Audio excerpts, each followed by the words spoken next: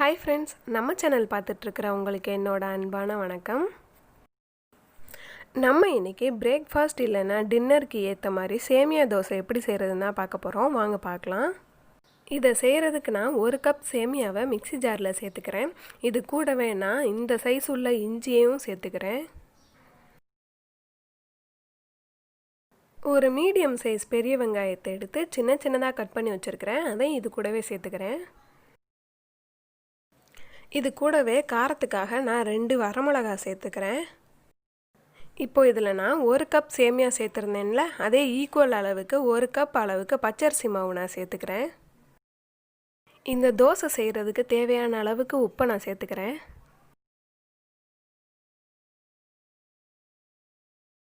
இதில் இப்போது தேவையான அளவு தண்ணி ஊற்றி நல்லா நைஸாக அரைச்சி எடுத்துகிட்டு வந்துக்கிறேன். பாருங்கள், இது இந்த அளவுக்கு நல்லா நைஸாக அரைச்சி எடுத்துருக்கிறேன்னா.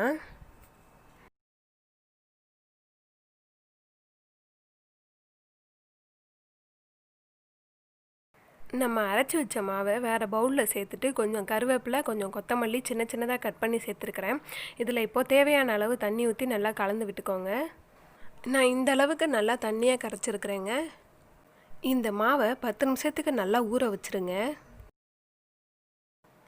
இப்போ 10 நிமிஷம் கழித்து தோசைக்கல் அடுப்பில் வச்சு தோசைக்கல் சூடானதும் இந்த மாவை தோசையாக ஊற்றிக்கிறேங்கண்ணா.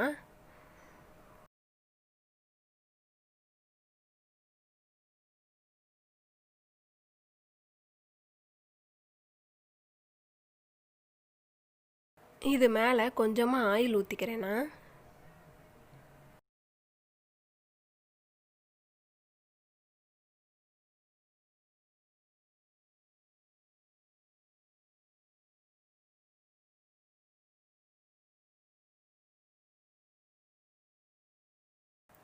தோசை இப்போது ஒரு சைடு நல்லா வெந்து வந்துருச்சுங்க. இதை இப்போது இன்னொரு சைடு திருப்பி போட்டுக்கலாம். இப்போ தோசை 2 சைடுமே நல்லா வெந்து வந்துருச்சுங்க. அவ்வளோதான், நம்மளோட சேமியா தோசை ரெடி ஆகிடுச்சு.